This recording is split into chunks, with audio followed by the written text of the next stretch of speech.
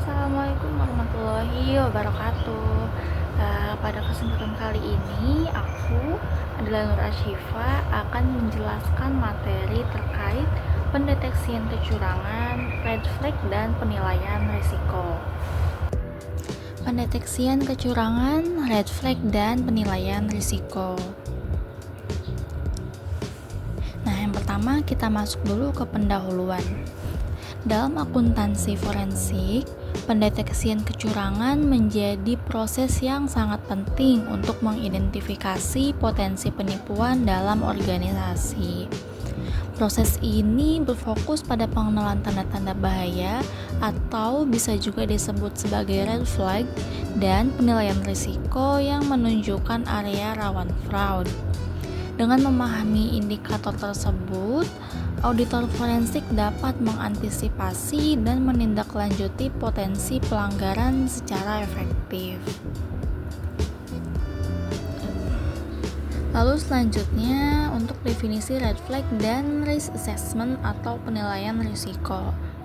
Red flag sendiri ini adalah indikator peringatan awal yang menandakan kemungkinan adanya aktivitas tidak wajar atau penyimpangan dalam laporan keuangan maupun operasional perusahaan.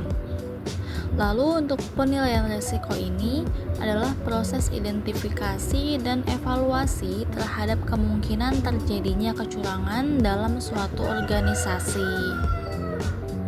Tujuannya untuk menentukan area berisiko tinggi dan mengembangkan strategi pencegahan.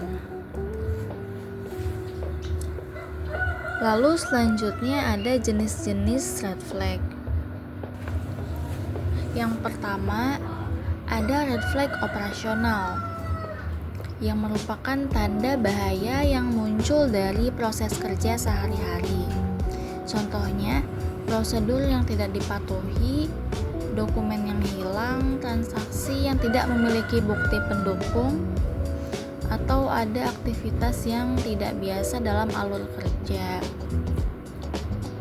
Yang kedua adalah red flag keuangan, yaitu indikasi adanya masalah pada laporan atau aktivitas keuangan. Contohnya laporan keuangan yang tidak konsisten, selisih kas yang berulang, ataupun ada pola transaksi yang mencurigakan. Lalu yang ketiga ada red flag dari segi perilaku. Untuk jenis red flag ini terkait sikap atau tindakan individu yang tidak wajar. Misalnya, karyawan yang terlalu defensif atau memiliki gaya hidup yang tidak sesuai dengan penghasilan, ataupun seringkali menghindari saat adanya pemeriksaan. Lalu selanjutnya, peran auditor dalam mendeteksi red flag. Menurut beberapa organisasi seperti American Institute of Certified Public Accountants, lalu Information System Audit and Control Association, dan juga di Institute of Internal Auditors, auditor internal harus memiliki kemampuan untuk mengenali tanda-tanda kecurangan meskipun tidak dituntut memiliki keahlian setingkat penyidik. Auditor juga harus mampu mengidentifikasi, menganalisis, dan melaporkan setiap indikator awal fraud. Lalu, apa sih hubungan red flag dan risk assessment itu sendiri? Nah, yang pertama untuk red flag ini berfungsi sebagai pemicu awal yang membantu auditor dalam menentukan area risiko utama. Lalu untuk risk assessment atau penilaian risiko digunakan untuk memperkuat analisis dengan menilai tingkat ancaman serta dampak potensial dari kecurangan yang mungkin terjadi. Selanjutnya ada fraud triangle. Yang pertama ada pressure atau tekanan.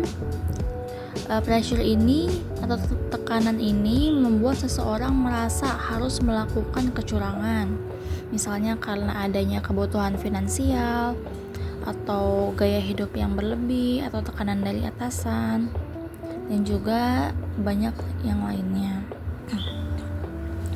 Lalu yang kedua ini untuk opportunity atau kesempatan, yaitu situasi yang memungkinkan kecurangan dilakukan dan tidak mudah terdeteksi.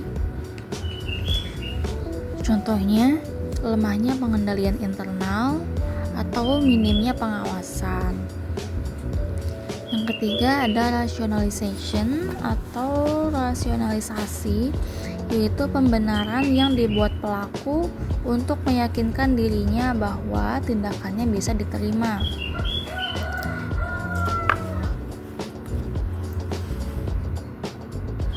Selanjutnya untuk studi kasus, di sini contohnya ada dari kasusnya Malindadi, yaitu sebagai relationship manager di Citibank dengan pangkatnya karyawan senior dengan masa kerja kurang lebih 20 tahun, dan kasusnya itu penggelapan dana nasabah dan pemalsuan dokumen perbankan. Motifnya sendiri itu untuk kepentingan pribadi dan keluarga.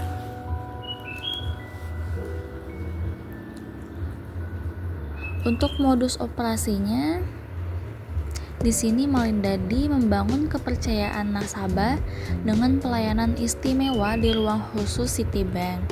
Setelah dipercaya, ia memanfaatkan belangko kosong dan bantuan teller untuk mentransfer dana ke perusahaannya, menutupi jejak melalui pencatatan palsu serta pembelian mobil mewah hasil penggelapan.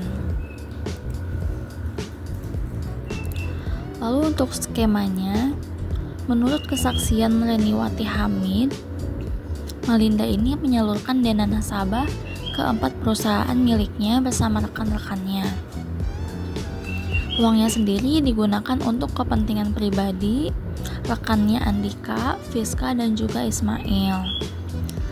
Transaksi berulang miliaran rupiah menunjukkan lemahnya pengawasan internal dan juga gagalnya mendeteksi red flag dari fraud itu sendiri. Lalu untuk barang yang disita, di sini ada 1 unit Hammer, 2 unit Ferrari, 1 unit Mercedes-Benz, dan masih banyak lagi properti yang disita termasuk rumah dan juga isinya. Lalu apa sih dampak yang ditimbulkan dari adanya kasus seperti Malindadi ini? Kasus ini pastinya menimbulkan kerugian finansial besar bagi nasabah dan mengguncang reputasi Citibank sebagai lembaga keuangan internasional. Bank Indonesia menjatuhkan sanksi administratif termasuk pembatasan perekrutan nasabah baru untuk sementara waktu. Dari sisi hukum, Malindadi dijatuhi hukuman penjara selama 8 tahun dan denda atas tindak pidana penggelapan dan pemalsuan dokumen perbankan. Selain itu, kasus ini menyebabkan turunnya kepercayaan masyarakat terhadap lembaga perbankan, terutama terhadap keamanan dana nasabah prioritas. Nah, lalu apa sih faktor yang menjadi penyebab terjadinya kasus seperti ini? Yang pertama, karena lemahnya sistem pengawasan internal di Citibank, terutama pada transaksi nasabah prioritas. Lalu yang kedua, karena tidak adanya verifikasi ganda atau dual control yang terhadap transaksi besar yang dilakukan melalui relationship manager.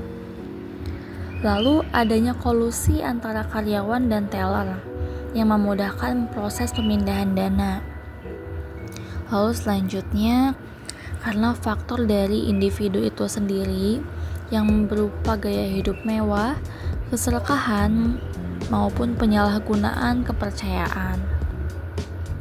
Yang terakhir yaitu karena kurangnya pelatihan etika dan integritas di lingkungan kerja yang menekankan kepatuhan terhadap prosedur perbankan. Mari kita cegah fraud, karena mendeteksi lebih awal berarti mencegah kerugian yang lebih besar. Sekian materi yang bisa saya sampaikan, kurang lebihnya mohon dimaafkan. Wassalamualaikum warahmatullahi wabarakatuh.